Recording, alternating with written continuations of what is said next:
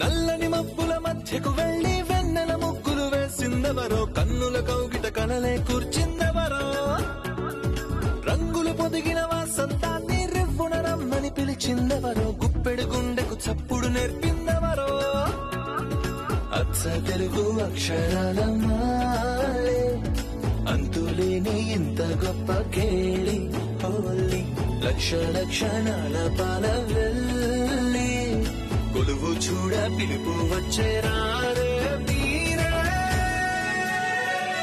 నింగికి నేలకు మధ్యన జరిగే వైభోగాన్ని చూతము రండి, సిరితో శ్రీహరి అడుగులు కూడే వేళ, ఈ కళ్యాణపు వైభోగానికి కొత్తగా పేరేం పెడదామండి, ముల్లోకాలకు కబురే పెట్టండర్రా.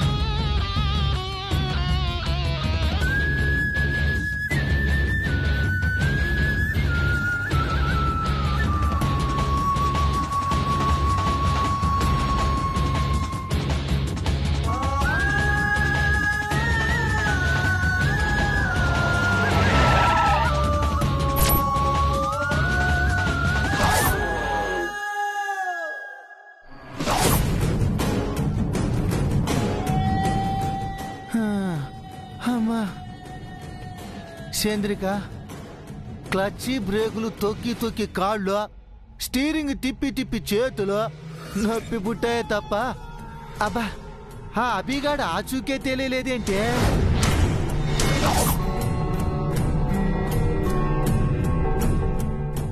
ఏం ఆలోచిస్తున్నావు చంద్రిక? ఓ, తప్పిపోయిన అభి ఎక్కడున్నాడానా? వాడు తప్పిపోలేదు పౌడ్రు, ఇంట్లోంచి పారిపోయాడు. వాయబ్బా, రెండిటికి తేడా ఏందే? తప్పిపోవడానికి వాడేం చిన్నపిల్లాడు కాదు, జై నోట్లోంచి ఊడిపడ్డ పిడుగు. అయితే మాత్రం వాళ్ళ అమ్మను వదిలేసి వాడు ఎట్టా పారిపోతాడో? మంగ అంటే వాడికి చాలా ఇష్టం. మంగ నీడను కూడా వదిలి వాడు ఉండలేడే. నిన్న ఇంట్లో ఏదో జరిగుంటుంది పౌడ్రు. ఏం జరిగిందే? మనం నిన్నంతా ఇంట్లో లేవు. పొద్దుననగా డిక్కీలో వెళ్లి సాయంత్రం వరకు గ్యారేజ్లో ఉండి రాత్రి హాస్పిటల్ చూపించుకుని ఇంటికొచ్చాం. మనం ఇంట్లో లేని సమయంలో ఏదో జరిగింది.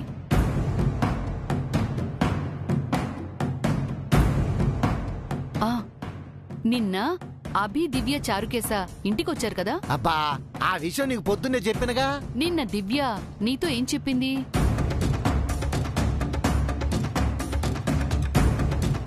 నేను మాత్రమే రాలేదు, అందరూ వచ్చాం. అందరం వచ్చామని చెప్పింది. అందరూ అంటే మంగ కూడా వచ్చుంటుందా? ఊరుకో చంద్రిక, మంగట్టా వస్తుందే. వస్తే తను బతికే ఉందని ఈ పాటికి అందరికి తెలిసిపోయేది కదా. మంగ ఇంట్లోనే ఉండిపోయేది కదా. దానికి గతం గుర్తులేదుగా. వీళ్ళకి మంగ గుర్తే ఉందిగా, వచ్చిందా నెట్టపానిస్తారో? లేదు పౌడ్రు, మనం ఏదో మిస్ అవుతున్నాం. జైని ఫాలో అవ్వాలనుకున్న ప్రతిసారి మనల్ని పోలీసులు అడ్డుకున్నారు. తెలియకుండా డిక్కీలో ఫాలో చేస్తే మా వదిన డక్కా ముక్క తినిపించింది. మనల్ని ఇంట్లోనే ఉండమని పదే పదే జై, మా ముసల్ది వదిన హెచ్చరించారు. దీనంతటిని బట్టి ఆలోచిస్తుంటే మనకి తెలియకుండా వీళ్ళు ఏదో చేస్తున్నారు. మనల్ని ఎందుకని ఆపుతున్నారు? ఎందుకై ఉంటుంది? అదేంటో తెలుసుకోవాలంటే మనం మంగింటికి వెళ్ళాలి. కార్ తీయండి. తీయండి.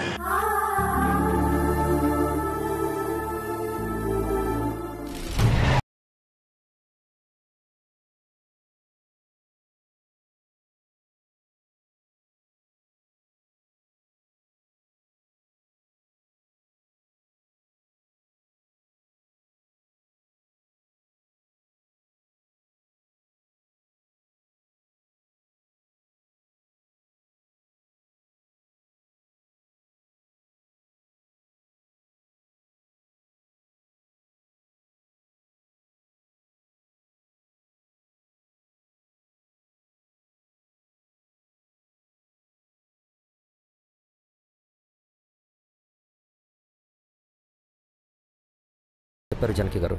అభి గురించి మీరేం ఒరే అవ్వకండి. సార్, నా కొడుకుని ఎలాగైనా వెతికి పెట్టండి. వాడు లేకపోతే నేను ఉండలేను సార్, నేను ఉండలేను. ఏసీపీ గారు అందుకే వచ్చారమ్మా. నీ నుంచి కొన్ని విషయాలు తెలుసుకోవాలి అంటున్నారు. జానకి గారు, అభి ఇంట్లో నుంచి వెళ్ళిపోయాడని మీకు ఏ టైంలో తెలిసింది? అది అప్పుడు మార్నింగ్ 9:30 అవుతుంది అంకుల్. ఓ గుడ్ దివ్య. అన్నయ్య ఇంటి నుంచి వెళ్ళిపోయాడని నీకెలా తెలిసింది?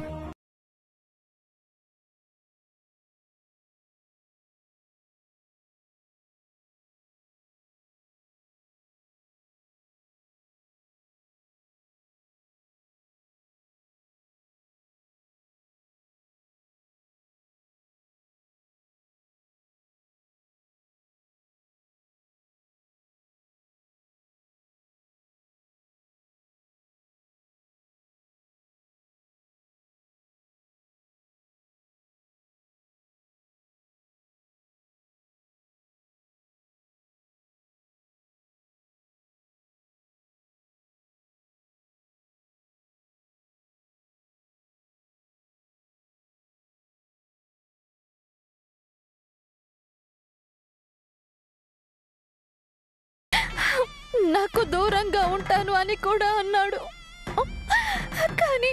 కానీ నిజంగానే దూరంగా వెళ్ళిపోతాడు అనుకోలేదు సార్.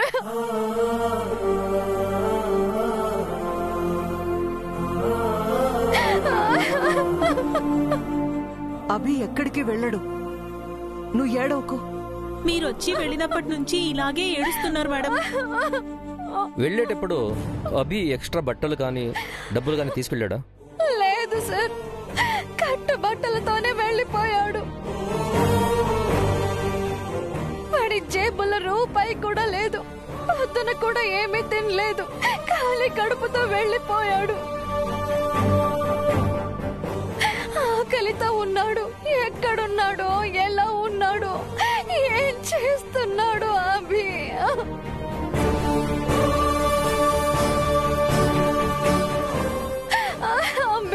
జానకి గారు, మీరు ఇలా బాధపడకండి. మిమ్మల్ని చూసి దివ్య కూడా ఏడుస్తుంది. మీరు ధైర్యంగా ఉండాలి. మీ వెనక ఉన్నది మామూలు శక్తి కాదు. మీకు అండగా ఉన్నది అల్లాటప్ప మనుషులు కాదు. Please don't worry.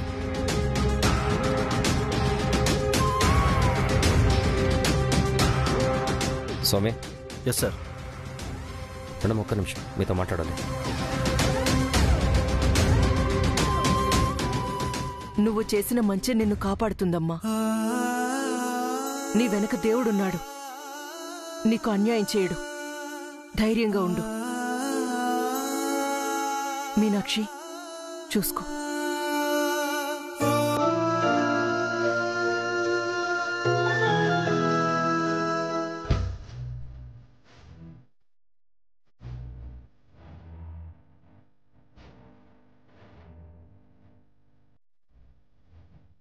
చెప్పండి ఏసీపీ గారు. మేడం, అభి రాసిన లెటర్ బట్టి చూస్తే ఖచ్చితంగా జయ్ గారిపై కోపంతోనే ఇల్లు వదిలి వెళ్ళిపోయాడు. ఇది ఒక రకంగా దివ్య మంగగారులపై అలిగి వెళ్ళిపోవడం లాంటిది. వెళ్ళేటప్పుడు తన బట్టలు కానీ డబ్బులు కానీ తీసుకెళ్ళలేదు. సో తను ప్లాన్గా వెళ్ళలేదు. తన తల్లిని చెల్లిని బెదిరించే ప్రయత్నం మాత్రమే చేశాడు. ఆ ఇద్దరు ఉంటే తనకి ప్రాణం కాబట్టి తప్పకుండా తిరిగి రావాలి. అదే నేను అనుకుంటున్నాను ఏసీపీ గారు. బట్ ఇందులో ఒక చిన్న ప్రాబ్లం ఉంది మేడం. ప్రాబ్లమా? అభి 9:30కి ఇంట్లో నుంచి వెళ్ళిపోయాడు. మీరు 11కి వచ్చి కంప్లైంట్ ఇచ్చారు స్టేషన్లో. ఇప్పుడు 12:30 అవుతుంది. 9:30 to 12:30 అంటే 3 hours. అలిగి వెళ్ళిపోయిన వాడు ఇంటికి తిరిగి రావడానికి ఇది చాలా ఎక్కువ టైం. అయినా అభి తిరిగి రాలేదంటే అభి కాస్త మొండివాడు ఏసీపీ గారు. ఇది వరకు ఒక పగలు ఒక రాత్రి మొత్తం ఇంటి బయట ఎండలో వర్షంలో చలిలో అలా నిల్చునే ఉన్నాడు. అమ్మా చెల్లి కళ్ళ ముందు ఉండి బెదిరించడం వేరు మేడం. వాళ్ళకి దూరంగా ఉండి బెదిరించడం వేరు. ఇంటి దగ్గర ఉన్న ఫెసిలిటీస్ వేరు, బయట జరిగే ప్రాబబిలిటీస్ వేరు. What you mean? I mean it's something. అభిని ఎవరైనా పిక్ చేశారేమో అని. నో, అలా జరగడానికి వీల్లేదు. అయ్యో madam, it's my guessing only. In fact అలా జరగకూడదని నేను కూడా కోరుకుంటున్నాను. స్వామి సార్, ఈ రూటు ఎటువైపు వెళుతుంది? స్ట్రైట్గా ½ కిలోమీటర్ వెళ్ళాక లెఫ్ట్కి ఒక రోడ్డు, రైట్కి ఒక రోడ్డు వెళ్తుంది సార్. లెఫ్ట్కి వెళ్తే గచ్చిబౌలి, రైట్కి వెళ్తే మెహదీపట్నం వస్తుంది సార్. కానిస్టేబుల్స్, మీలో ఒకరు గచ్చిబౌలి రూట్ వెళ్ళండి, ఇంకొకరు మెహదీపట్నం రూట్ వెళ్ళండి. వెళ్లే రూట్లో ఎక్కడెక్కడ సీసీ కెమెరాస్ ఉన్నాయో ఈ 3 అవర్స్లో క్యాప్చర్ చేసిన సీసీ ఫుటేజ్ మొత్తాన్ని స్టేషన్ పంపించండి. yes sir. Madam, you don't worry please. Within ½ an hourలో అభి ఎక్కడున్నాడో తెలుసుకుని మీకు కాల్ చేస్తాను. Please make it fast. Sure madam. స్వామి పద.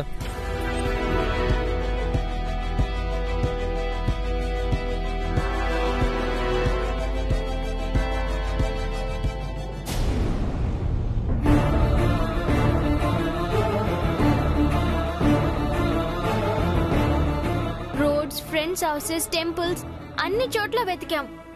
అభి కనిపించలేదు. ఏం చేద్దాం నాన్నారు? అభికి అమ్మంటే ఇష్టం చారుకేశా. నాకు తెలిసి తను ఎక్కడున్నా ఈవినింగ్ కల్లా ఇంటికొచ్చేస్తాడు. కానీ అభి వెళ్ళింది మేడం గారి మీద కోపంతో కదా నాన్నారు. వస్తాడో రాడో? ఎంత కోపం ఉంటే మాత్రం తల్లిని వదిలి ఉంటాడా? చెల్లెల్ని చూడకుండా ఉండగలడా? తప్పకుండా తిరిగి వస్తాడు. మన ఇంటికి వెళ్దాం పదా. అభి ఎక్కడని మంగా మేడం గారు అడిగితే ఏం చెప్తాం నాన్నారు? మా అన్నయ్య ఏడని దివ్య అడిగితే ఏం సమాధానం చెప్తాం? వాళ్ళ కన్నీళ్లను ఎలా తుడుస్తాం? మనం అభిని వెతికి తీసుకొస్తామని మంగా మేడం, దివ్య ఎంతో ఆశగా ఎదురు చూస్తుంటారు. మనం అభిని తీసుకొస్తామని అమ్మ కూడా నమ్మకంగా వాళ్ళకు చెబుతూ ఓదారుస్తూ ఉంటుంది. అభి లేకుండా వెళ్తే వాళ్ళను బాధ పెట్టిన వాళ్ళం అవుతానన్నారు. ఓ పని చేద్దాం, అభిని చూసామని మన అబద్ధం చెప్దాం. అబద్ధమా? అభి కనిపించలేదన్న నిజం చెప్పి మేడమును దివ్యను బాధ పెట్టడం కన్నా అబద్ధం చెప్పి సంతోషపెడదాం. సాయంత్రం కల్లా అభి వచ్చేస్తాడు. ఒకవేళ అభిబాబు రాత్రి కూడా రాకపోతేనో? వస్తాడన్న నమ్మకం నాకుందిరా. తన అలక, కోపం, జైసార్పై ద్వేషం వీటన్నిటికన్నా అమ్మే అభికి ఎక్కువ. అమ్మ లేకుండా తను ఉంటాడో లేదో కాని తను లేకుండా అమ్మ ఉండలేదని అభికి బాగా తెలుసురా. జైసార్పై కోపంతో అమ్మను వదులుకునేంత మూర్ఖుడు కాదురా అభి. కానీ నాన్నారు అబద్ధం చెప్పడం తప్పు కదా. పొద్దున్న జై అంకుల్ కి అబద్ధం చెప్పారు, ఇప్పుడు మంగా మేడం గారికి అబద్ధం చెప్తాను అంటున్నారు. నిజం తెలిసిన రోజు మీరు చెడ్డవారవుతారని అన్నారు. ఒకరిని బాధ పెట్టి మంచివాణ్ణి అనిపించుకోవటం కన్నా సంతోషపెట్టి చెడ్డవాణ్ణైనా తప్పులేదురా చారుకేశా. ధర్మాన్ని గెలిపించడం కోసం సాక్షాత్తు శ్రీకృష్ణుడంతటి వాడే ధర్మరాజుతో అశ్వత్థామ అతః కుంజరహ అని అబద్ధం చెప్పించాడు. ఎన్ని కష్టాలు వచ్చినా ధర్మం వైపు నిలబడి బ్రతకమని రాముడు చెబితే ఏం చేసైనా సరే ధర్మాన్ని కాపాడమని శ్రీకృష్ణుడు చెప్పాడు. పరిస్థితులను బట్టి భగవంతుడే మారాడు. మనుషులం మనవెంత చారుకేశా. సరేనన్నారు. అభి లేడని జై అంకుల్ కు నిజం చెప్పకపోయినా అభి ఉన్నాడని మంగా మేడంకు అబద్ధం చెప్పినా వాళ్ళు బాధపడకూడదనే ధర్మం పాటిస్తున్నారని అర్థమైంది. అలాగే చేద్దాం. కానీ మంగా మేడం గారి దగ్గర జాగ్రత్త చారుకేశా. మనం అబద్ధం చెప్తున్నామని మంగా మేడం గారికి ఏ రకంగానూ అనుమానం రాకూడదు. నమ్మకంగా చెప్పాలి. అలాగే నాన్నారు. తడబడకుండా చెబుదాం. మేడం గారు నమ్మేస్తారు, దివ్య కూడా నమ్ముతుంది. మీ అమ్మను కూడా నమ్మించాలి. లేదంటే ప్రొద్దుట ఆవేశపడినట్టు ఆలోచించకుండా వాగేస్తుంది. చిక్కుల్లో పడతాం. ఓకే నాన్నారు, కేర్ఫుల్ గా ఉందాం. పదండి.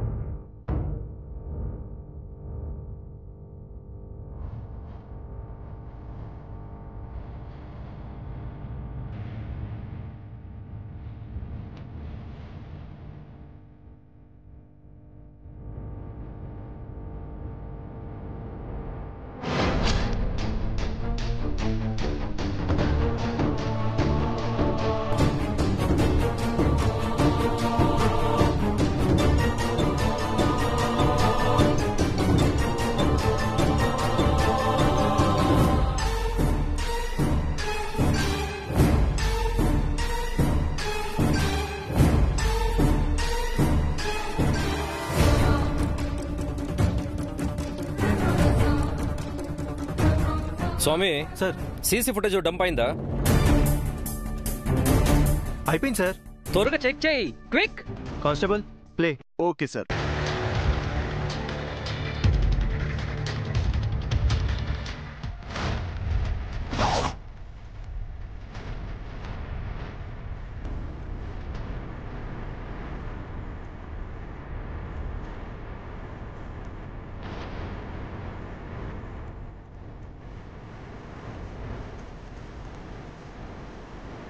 సార్ ఏంటి స్వామి, అభి కనిపించాడా? కనిపించాడు సార్. ఆ ఏరియా ఆ టైం 2 నడిచాయి. సార్ మీరు ఒక్కసారి చూడాలి సార్. ఏమైందయ్యా? త్వరగా రండి సార్.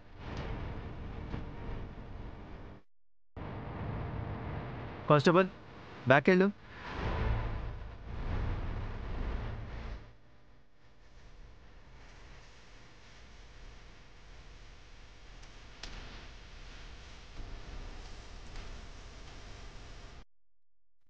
ఇది గచ్చిబౌలికి వెళ్ళే రూట్ కదా? అవును సార్.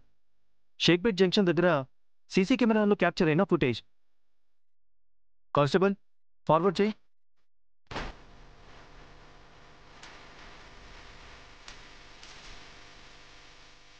ఇది నానక్రామ్గూడ జంక్షన్ సార్. ఈ కెమెరాలో అభి ఏడు. అంటే షేక్పేట్ నానక్రామ్గూడ మధ్యలో అభి మిస్ అయ్యాడు. అంతేకాదు సార్, మీరు ఇంకోటి కూడా చూడాలి. Constable play.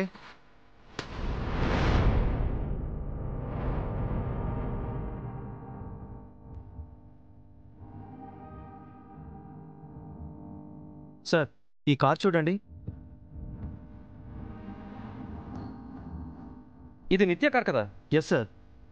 అభి వెళ్ళిన కాసేపటికి అదే రోడ్లో నిత్య గారి కార్ వెళ్ళింది. నెక్స్ట్ జంక్షన్లో నిత్య గారి కార్ కనిపించింది కానీ అభి కనిపించలేదు. ఇంట్రెస్టింగ్. నిత్యకి అభి తెలుసు కాబట్టి తనే అభిని పిక్ చేసి ఉంటుందా?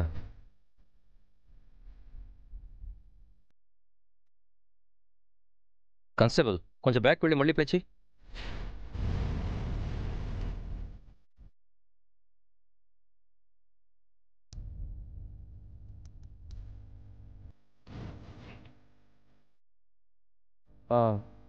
ఈ 2 జంక్షన్స్ మధ్య వేరే సీసీ కెమెరాస్ ఏమైనా ఉన్నాయా? ఉన్నాయి సార్. మన పీసీలు ట్రాఫిక్ సీసీ కెమెరా ఫుటేజ్ మాత్రమే పంపించారు. బట్ నో డౌట్ సార్, నిత్య గారే అభిని పిక్ చేస్తుంటారు. ఆ రూట్లో ఎక్కడెక్కడ ప్రైవేట్ సీసీ కెమెరాస్ ఉన్నాయో అవన్నీ క్లియర్గా చూసి వాటి ఫుటేజ్ని మొత్తం చెక్ చేయమని మన కానిస్టేబుల్స్కి ఇన్ఫార్మ్ చేయండి. ఓకే? ప్రస్తుతానికి నిత్యనే సస్పెక్ట్ అనుకుందాం. ఆ ఫుటేజ్ కూడా వచ్చాక వేరే ఏ డౌట్స్ మనకి కనపడకపోతే నిత్య అనే కన్ఫర్మ్ చేసుకుందాం. Yes sir.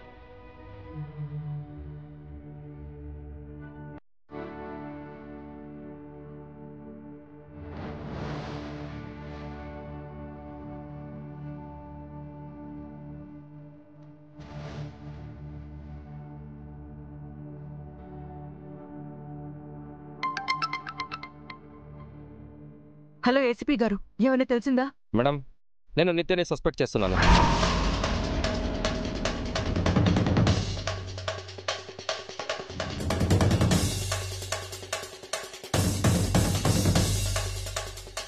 వాట్?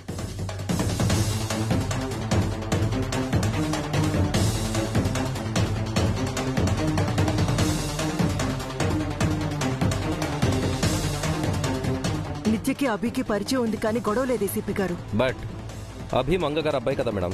ఆ విషయం నిత్యకి తెలీదు. దట్టు మంగని చంపేశానని తను అనుకుంటుంది కదా.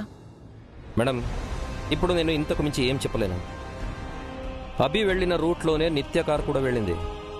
అదే రోడ్లో అభి మిస్ అయ్యాడు. సో ప్రైమరీ సస్పెక్ట్గా నిత్యని అనుమానిస్తున్నాను. మేడం, మీరు ఒక పని చేయండి. వెంటనే ఇంటికి వెళ్ళి నిత్యని కలవండి. అభి గురించి అడగండి. ఏదైనా ఇన్ఫర్మేషన్ తెలిస్తే నాకు కాల్ చేయండి మేడం. ఓకే ఏసీపీ గారు, ఇప్పుడే వెళ్తాను.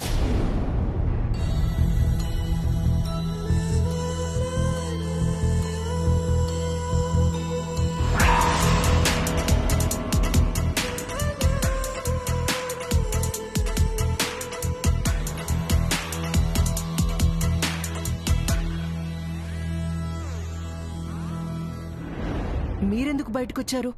మేడం ఏమైనా తెలిసిందా? మా అన్నయ్య ఎక్కడున్నాడో పోలీస్ అంకుల్ చెప్పారా ఆంటీ? ఆ పనిలోనే ఉన్నానమ్మా. సిటీలో ఉన్న సీసీ కెమెరా ఫుటేజ్లన్నీ వెతుకుతున్నారంట. త్వరలోనే అన్నయ్య ఆచూకీ దొరికేస్తుంది.